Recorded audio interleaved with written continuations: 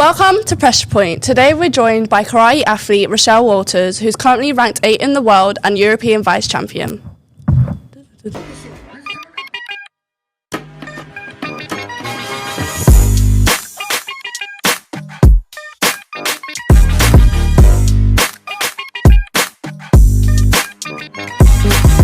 So, nice to have you on the pod today. Thanks for having me.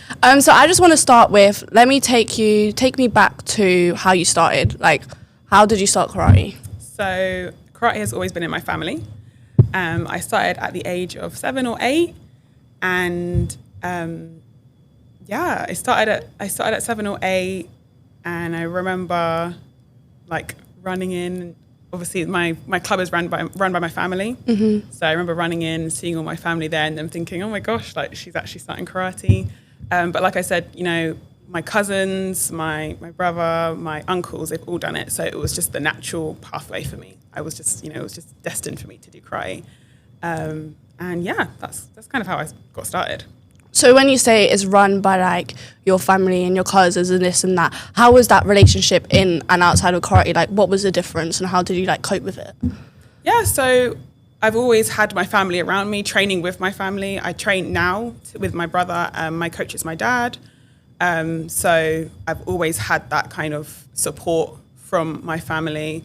My other coach is my uncle, so literally it's a family-run business. My whole club has, supported me, and they're basically my family as well. So yeah, that's how it's been. So you're on the England squad and stuff like that. When did you kind of realise you want to actually start doing karate professionally? You want to start doing it like altogether? Yeah, I think so. I got my black belt at the age of 16 or 15, and after that, I had the choice if I wanted to continue, like, some of my other cousins have, or just stop and do something else.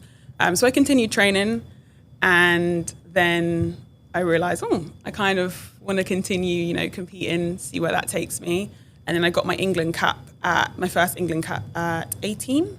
And that's kind of when I realized, I want to do this. I want to do this properly. Like, this is really fun. So that's kind of when I started, I would say, properly doing it at 18. Yeah, that's quite late for karate because obviously with teammates and stuff like that, I started my first England cap when I was 14. Yeah, definitely. So how did you feel having your first England cap at 18 when there's other people from your teammates who started competing for England for quite some time then? So how did you feel going into that, being quite like late into the circuit? Yeah, I think it can be quite daunting, quite scary, like going into something like that so later on. And obviously internationally as well, they're doing karate from young. They're competing internationally from young. And I only started competing internationally at the age of 18. I think was my first international competition. I think I went to Turkey. It was my first ever time.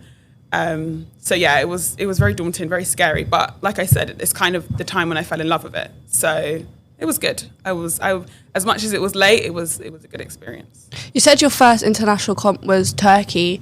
Take me through like the feelings you were going through, like being in the warm-up area and then going out and fighting, whether you won or lost, and like how you felt after it. Yeah, it was an experience because obviously I've never done it before. Yeah. It was a Series A, my first ever time, and you had the other England internationals there, and they're obviously so used to this whole process. I was there with my brother, I was there with my other teammate, Risha, and yeah, it was a very scary experience, but you kind of have to jump in the deep end. Like you just have to go for it, and that was kind of my attitude going into it. It was just give it my all, try my best. I wasn't expecting to win per se, but I was just expecting to do my very, very best that I could. And that's what I done. I think I got through the first round, lost in the second round. But yeah, it was my first time. I learned a lot from it, so that was really what mattered.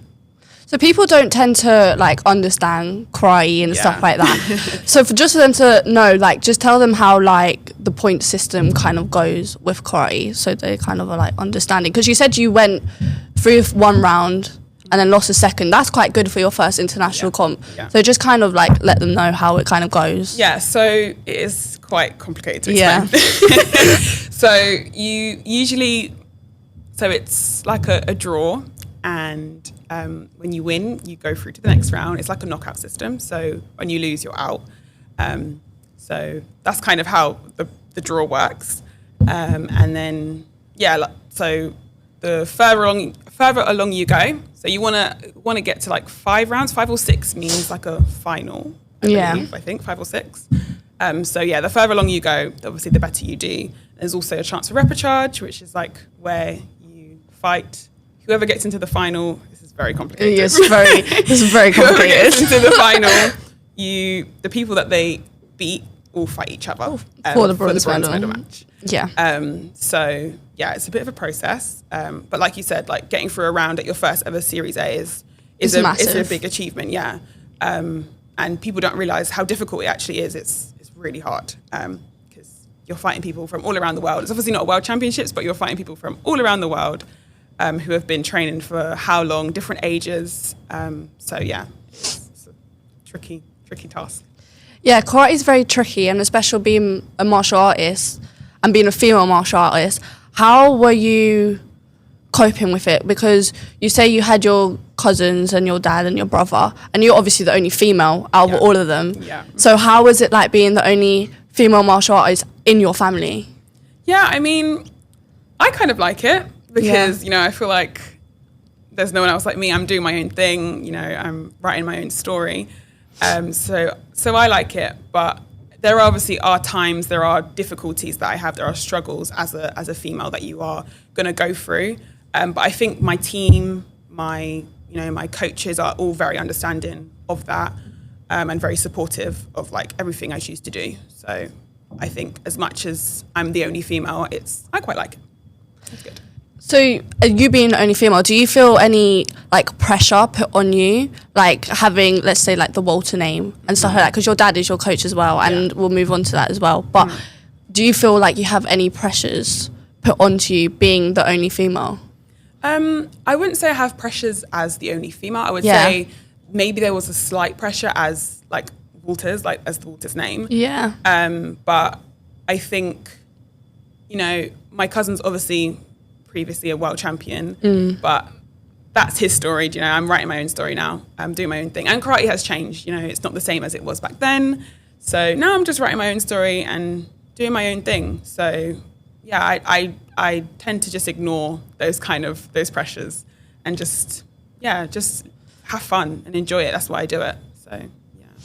So you're now ranked 8th in the world, which is massive, which is crazy. But you were previously ranked, like, you can be like 66 and stuff like that, and you've had quite a very good season. Yeah. How was it like going from like 60th to 8th? Like, how did you feel? So first of all, it did not happen overnight. No. It was a long process. So once again, just to explain how like karate works. So you can do like Series A's at first. And that just helps to build your ranking points. And then when you get to a certain ranking, you can enter another competition, which is a Premier League, which has kind of got the top 32 in the world. And yeah, so initially I think I was around like 80 even, like maybe about 3 years ago. But slowly but surely, if you're consistent, with rounds at Series A's and like getting through rounds and winning different bouts, you obviously build your ranking up, and eventually obviously you can enter Premier League. So it was a very long process, and that is something that you kind of just have to accept. It's not something you can rush. You can't just win and then all of a sudden, you're at the top. It just doesn't work like that. So it is a process. Everyone has to go through it. And I always say this to like even my younger athletes, like, you have to learn that, you're going to lose. You're going to lose a lot before you get to the top. Like, you're going to lose loads and loads and loads and loads. But you learn so much from it. So it's literally always worth it. So, yeah. Yeah, so there's Series A's and there's Premier League. Series A's, anyone can kind of do it. Yeah. And then Premier League's, it's like top 32 and then opens up to top 64 and stuff like that.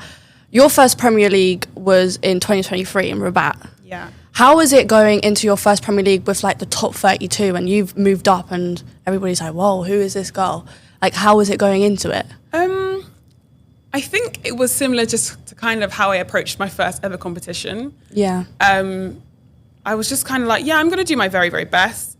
I think it's exciting because you automatically get 3 rounds. So no matter, even if you lose your first round, you get another 2. So I think that in itself was a whole new process I had to learn, because if you lose your first round, you've got to pick yourself back up again and you've got to fight again. And then if you lose that, you've got to pick yourself up again. You can't just stop, you got to keep going.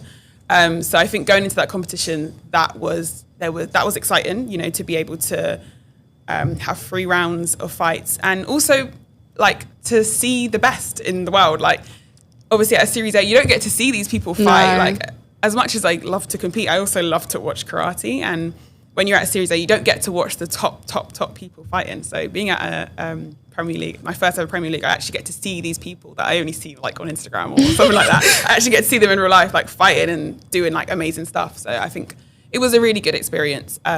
I think I won 1 round and then lost the other 2. Wasn't great, but yeah, it's all part of the process. So yeah, it was good. So you have 3 rounds, right, in the Premier League stuff like that. And in between rounds, if you win or lose, how do you pick yourself up if you do lose? Because you're just like, I have to fight again. Mm-hmm. So what's like your mentality when you're like, I have to fight again, but I lost? So what are you changing? Like, how are you like thinking? I think that is probably one of the hardest things that you have to learn going from a Series A to a Premier League is that exact thing that you just said, is having to pick yourself back up, because like you literally like don't have a choice. You can't quit. You can't just say, you know what, there's no point. You have to continue fighting. And it's tricky. Like I don't even think I can say I have the answers. Yeah. But it's really, really hard, losing and then having to like get back out there and continue fighting again. It is really, really hard. But I think mentally you just kind of have to remember that it's not over yet. Like even when you lose, because it's done via points, it's not completely over yet. There's still a chance that you can process through out of the group. So yeah, I think you kind of got to just switch that on in your head and just remember, like, you know what, I may have just lost that, but if this person loses, I'm still in the game, so I need to get back out there. And I think it's just about having that mental switch there.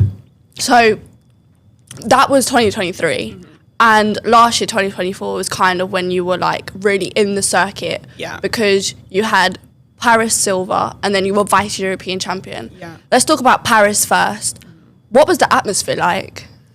That was probably one of the highlights of my like karate career so far, just because everybody dreams of having a WKF medal. Like, you understand like how like big that is. Like that is amazing. Like it's such a big achievement. Like no one really understand. Like it's like a world medal. Like that's what you want.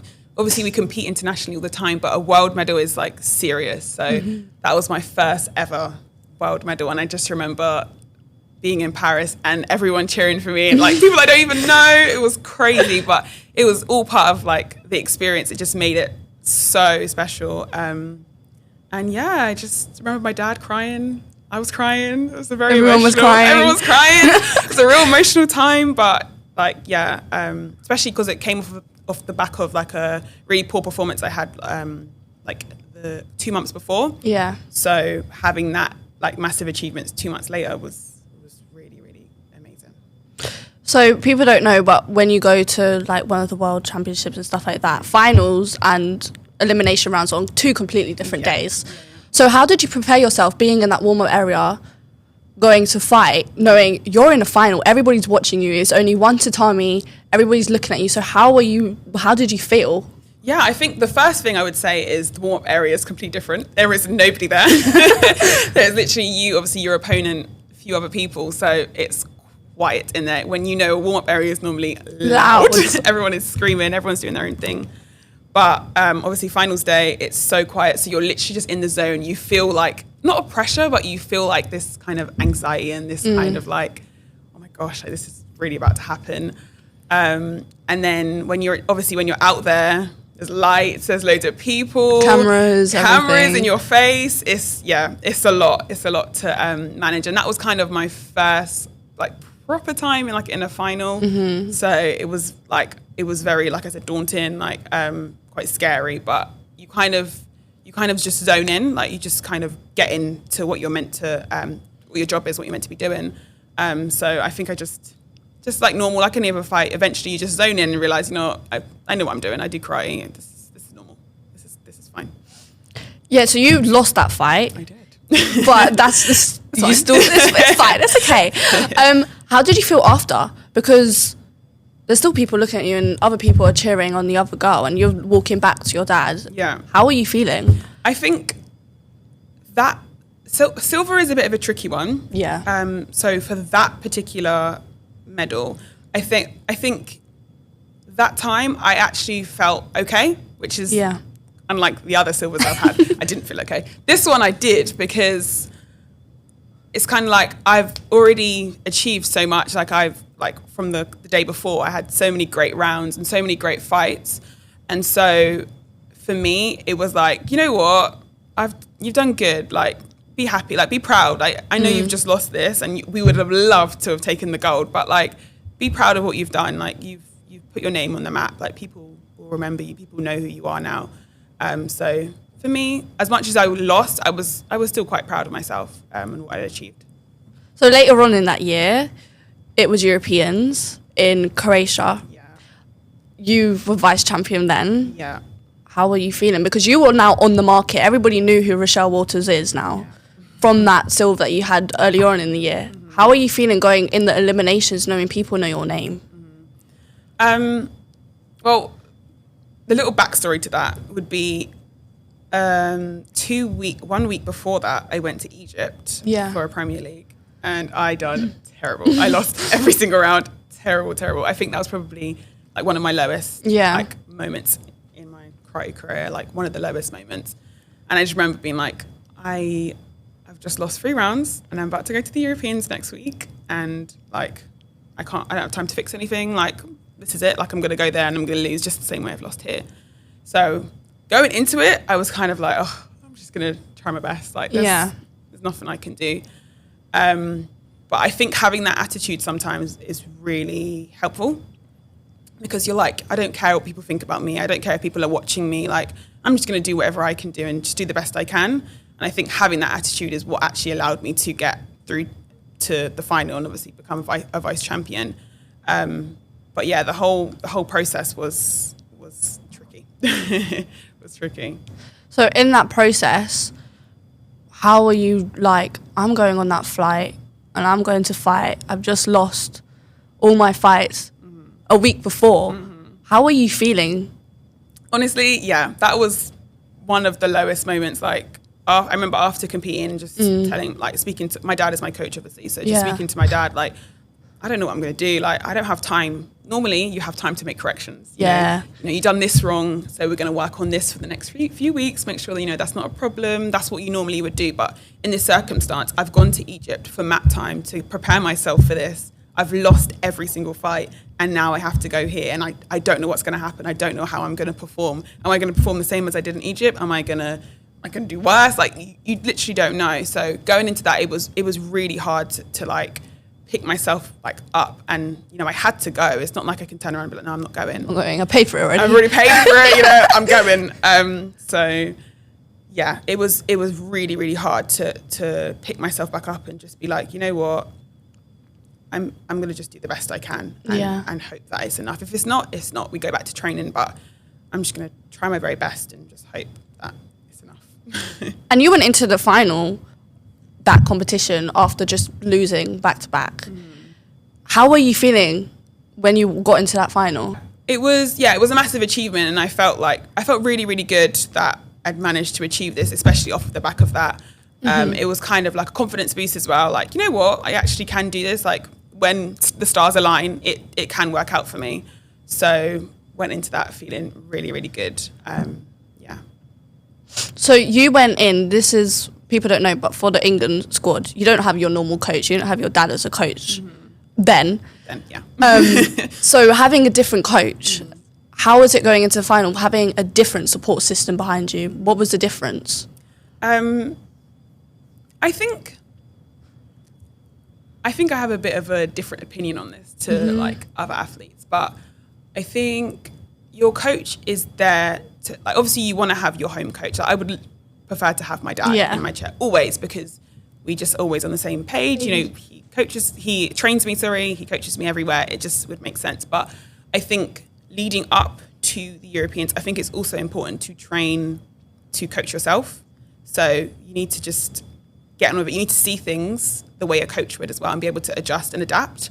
And I think leading up to the Europeans, I was training like that. I wasn't training relying on that coach in that chair, because as much as, you know, I'm very like close with the national coach, he may not, at that point, he didn't know me as well as he may know me now. So yeah, I think it was important to coach myself and just use him for like little things. He can just provide me with little bits of information, which I can just clock and be like, okay, you know, he said that, you know, I can follow that. But, you know, he's never going to be my dad, but it was fine because I'd already, you know, practiced not having a coach. Yeah. Do you know what I mean? So yeah, it was fine. Once you got the silver, so that, did family come out to surprise you? Yeah. Or were they on their phone with you? Like, if they did come out to surprise you, what was this? Were you shocked? Yeah, so obviously finals day is on the last day. Yeah. I think it was on a 5 days, Sunday. I think it was on Sunday or Saturday. So I didn't have a clue. Basically, I had this whole thing. I said to my dad and my coaches, I was like, I don't want you guys to come because I don't want to waste you guys' money, like especially off of the back of Egypt. I was like, I don't want you guys to come, waste your money, and then I lose first round, and you know, it's not a nice experience. I said, don't book a flight, don't come and watch me. I'll go out there. You know, if I get into the final, then you know maybe you can come. But I spoke to my dad the night before, like the final. Yeah. And he didn't say anything about coming, and I didn't want him to make him feel bad, like for not coming. So I just didn't say anything. I was like, okay, yeah, you know. He was like, are you ready? I was like, yeah, you know, it's fine. But it turns out he was there. So in the morning, obviously, I was just walking around the stadium, and I just saw my dad and my brother and my coach. I was like, oh my gosh, what are you guys doing here? So that was a really, really nice surprise to have, and it's really nice having them, you know, support you, cheering you on from the sides. Yeah, it was a really nice feeling like home, you know. Home away from home. Yeah. Going out with your England team is very different to going out with yourself. Mm-hmm. How would you prepare yourself mentally going on an England trip? Your dad's not there, your coach isn't there, your normal support system isn't there. How do you prepare yourself for that comp on your own? I think the England squad itself is really, really supportive. Yeah. Especially in Croatia, we had like such a great group of like athletes, and everyone was so supportive of me, and like obviously going into the final. So yeah, everyone was really, really nice. Everyone was really, really understanding. Anything I wanted, you know, they were like helping me out.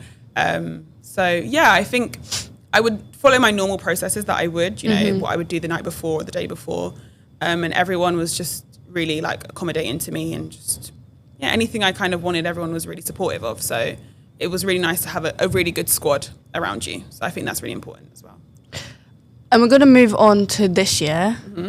It's been another good year for you. Yeah, another good year. Paris bronze. Yeah. Rabat silver, which is Premier League. Yeah. Let's start with Paris again. How is it going into Paris knowing the previous year you got silver? How is it going into Paris? You know the atmosphere already, you know everything already. How was it?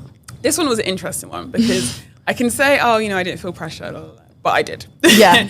I was like, I don't want people to think that, you know, like I'm a one-hit wonder per se, you know. She scraped a silver at Paris last year, you know, she's not actually good or whatever. So I did feel the pressure to, you know, like do well again.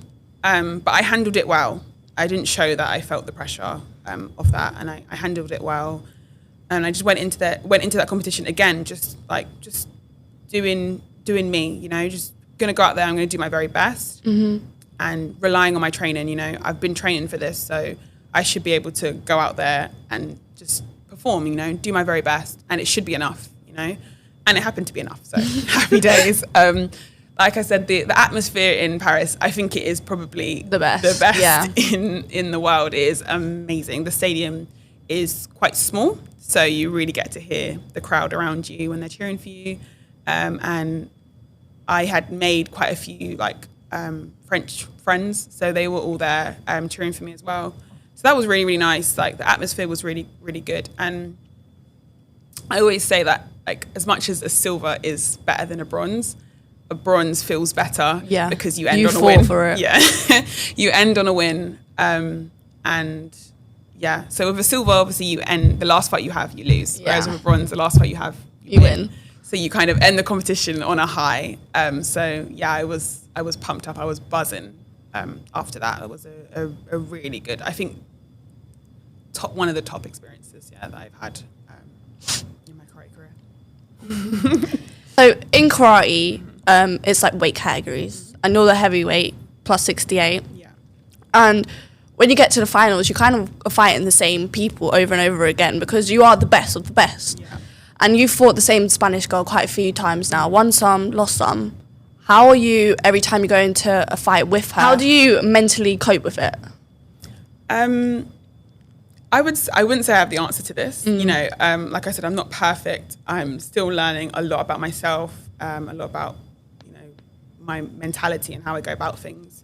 But it is hard, because these people, they know me. They know how I fight, just the same way how I know them and I know how they fight. They know me. They watch videos of me. They study me. I study them. There's no one has like an advantage here. It's kind of equal ground, like you could say. So going into the fight, it is tricky because it's like, what the person's going to do, but it's still like, you only have like a millisecond to like figure out how you're going to handle it. So it is tricky, especially having lost to this person like multiple times. It's kind of like you want to win that kind of extra bit. So it's hard. It is really, really hard to cope with it mentally. But like I said, you just kind of have to just give it your best. And if you do lose, you got to just learn from it. Always, every time I've lost, I've gone back and I've looked at the videos, video analysis. Okay, this is what I've done here. So just see all the errors that you've made and try and correct them for next time. That's all you can do, really. The karate is a very expensive sport, and you kind of need a lot of sponsorship and stuff like that for karate to compete. What do you do? I think, it is. Everyone has to understand that karate is a self-funded sport. You kind of have to just figure it out yourself. I'm lucky enough for my club to support me so much.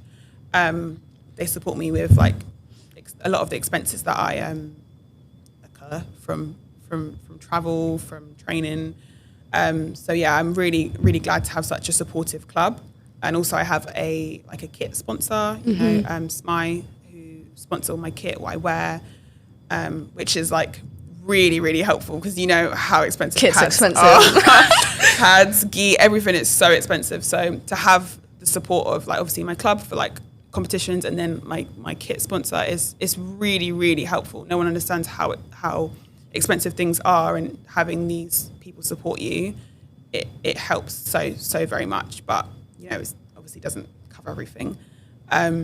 Like you said, it is expensive. There's travel costs, So it's always, for me and my club, it's always about finding the cheapest way possible. We'll make shortcuts where we can, if we can travel one less day, we'll do that. And just trying to kind of balance, how we approach those types of things, and making sure we're careful with what we're spending money on and just being mindful, about those types of things. So it is tricky. Yeah, and going to all these foreign countries, and especially countries like Poland and Croatia and Spain, Venice, that's like the main countries we kind of go to. Yeah. There's not that many people with our characteristics around.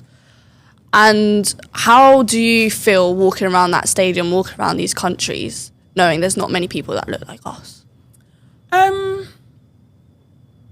I think at first it was quite daunting. Yeah. Because it's kind of like, I'm kind of on my own. But like I said, you learn to embrace it. I am who I am. I'm a black girl. I'm proud. And that's, my skin makes up me. It's all part of me. I'm a woman. I'm a black woman, and I'm proud of it. And I like it. If it makes me different, it makes me stand out, then so be it. But I love it. I don't see an issue. Some obviously there is race issues in certain countries, which I've come across. But for the most part, my journey has been fine. I haven't had any issues with stuff like that. And you are very tall, long limbs, and everything like that. How have you dealt with it when fighting and outside of the sport? Because when you tell people, I do karate, they're very much probably be like, whoa, you do karate? You sure you're not doing basketball or something? So how have you dealt with that when people come to the way you look? You know what? I don't mind it so much. As a tall woman, everyone asks me, "Oh my God, do you play basketball? Do you play volleyball? Do you model?" Like that is what I get. I think I went on holiday and I got it maybe about 20 times. Honestly, I get it all the time. So it gets to a point where you kind of just accept it and let it be. To be honest, I don't really tell people off the bat, I do karate unless I'm having like a proper conversation. Like if they ask me, "Oh, do you do basketball? Do you do volleyball?" I'll just be like, "No," and just keep it moving. Yeah. But if I have a proper conversation with someone, I will tell them, I don't do that sport. I do karate. But yeah, people are shocked that that's what I've chosen to do, which I find weird because, everyone's got their different passions and, hobbies, and this is mine, and I'm happy with it. I'm proud of it. So we're moving on to the last few things. So being a female, we do have our periods, and we do menstruate, and we wear white and stuff like that. The worst the worst colour to wear, literally. Yeah.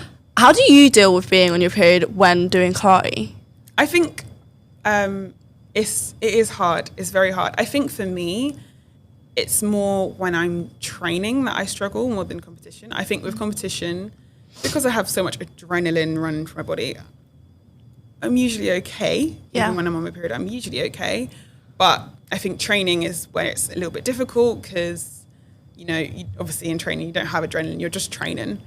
So it can be a lot harder. I find it a lot harder. And obviously, like, your hormones are all over the place, and you might not be in the mood. And I think, that's probably the hardest thing, is not being in the mood and people still expecting you just to be happy, jolly Rochelle all the time. But you know what? I'm actually not in the mood. I'm on my period. Leave me alone. Leave me alone. So I think that's really tricky, dealing with that. But like I said, everyone around me is really supportive. I don't usually miss training because of my period. I've just kind of learnt to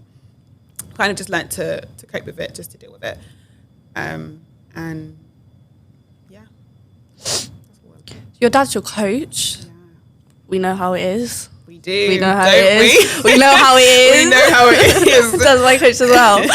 But when it comes to periods and stuff like that, when it comes to periods and stuff like that, and your relationship with your dad when training and outside of training and stuff, how does he kind of cope with it as well? He kind of, like I said, we're all very trusting of each other, so he kind of leaves me to my own devices when it comes to that stuff. I don't always tell him, when I'm on my period. Yeah.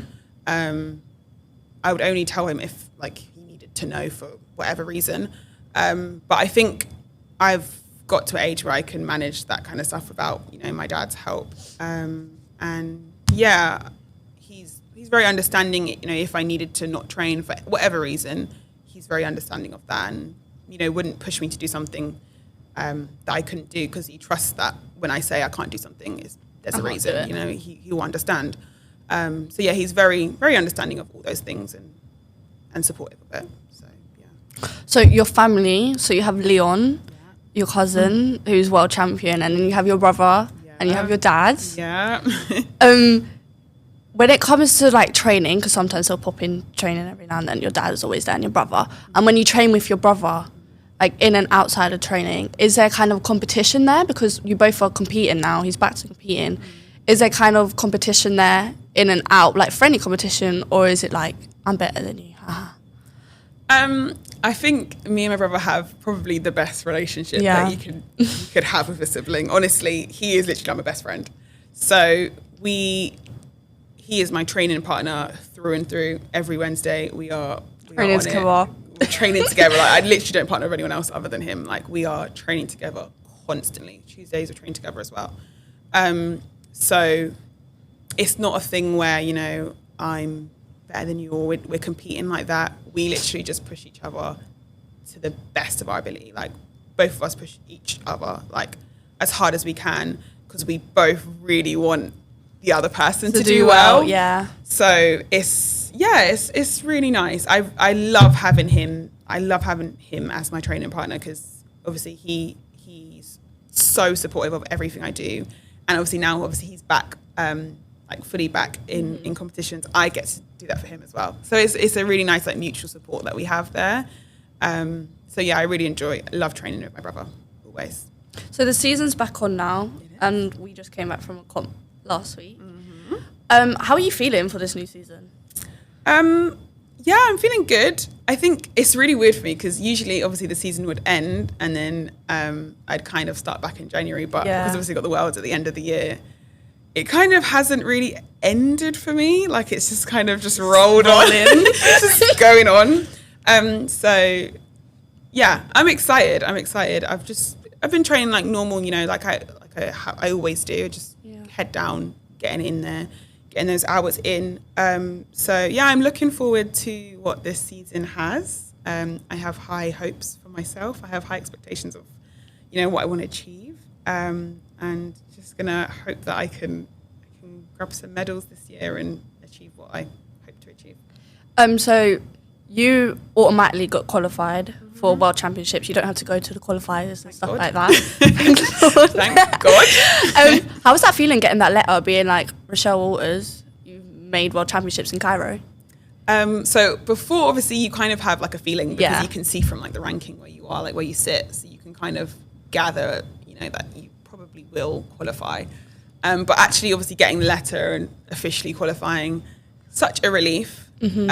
Such a relief because obviously the qualification tournament is going to be tricky. You know, it's hard. And yeah, it's only like a month before, so it's like your prep would have to change. Like leading up to the competitions, your preparation would have to change. So hearing that, obviously, I've qualified and I can just focus on that goal is really like such a relief for me. And it just means I could just get my head down and just get in there and just focus on the goal, focus on the task at hand. So for the Worlds, it's at the end of the year. What are you changing? What's going to be different this year in your training and in the way you're fighting? That's a really good question. I have, you know, subtle technical changes which I'm going to be making, or I've been making, sorry. The process has already started. But I think one of the main things is like my mentality, you know, making sure that my head is right for this competition. I think that is one of the things that lets me down the most. So I think that's one of the things I'm trying to kind of grasp and like focus on and get a grip of. So yeah, sorting out my head pre-competition, sorting out my head competition day, just making sure that, you know, I don't feel the pressure of the world to compete well and just going out there and literally just enjoying it. Like that is one of my main things I want to do is always just have fun. I do karate because I love it. So I just need to go in there and remember that that's why I do it and hope that that's enough. Last question now. If you had to tell, let's say your students or someone who wants to be a karate athlete, a female, what would you tell them now? I would say, obviously, the normal work hard and trust in your dream because it will happen. I would also say you're gonna lose. You know, like that is one of the hardest things you obviously have to learn is that, you know, you're gonna lose, and it doesn't just come overnight. You know, it's gonna take some time, but you have to see it through. I think that is the main thing I would say. You're going to lose, but you have to follow the process and see it through because the result in the end, the glory in the end is sweet. It's sweet. It's unmatched. Honestly, it's unmatched. So see it, work hard, see it through, take your losses and enjoy it. You know, enjoy the whole process. Even, you know, the sad times, it's all part of your career. It's all part of your karate career. It's all part of the journey. So enjoy every moment that you can. I think that's what I would say. Well, thank you. Thank you for being on the pod. Well, guys, so that was the end of Pressure Point Pod episode 2 with Rochelle Walters. I'll see you guys when I see you. Bye.